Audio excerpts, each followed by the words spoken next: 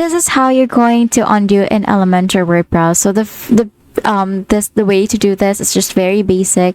It's just like how you would undo in any other website. So one thing or one method that you can do this is to simply press Ctrl plus Z on your keyboard, or just to click on the history icon, which looks like a clock at the top left of your screen.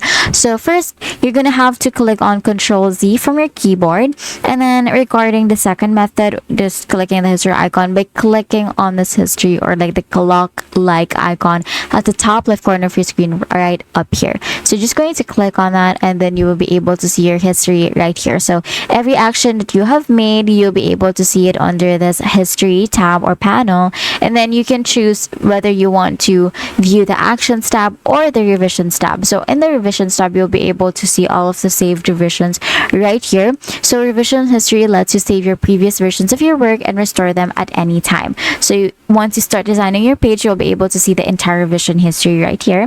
Now from the actions tab, so once you start working, you'll be able to redo or undo any action that you make in the editor. So this is more like a real time undo button, so you can just do that. But for the older versions that you want to revive or to use,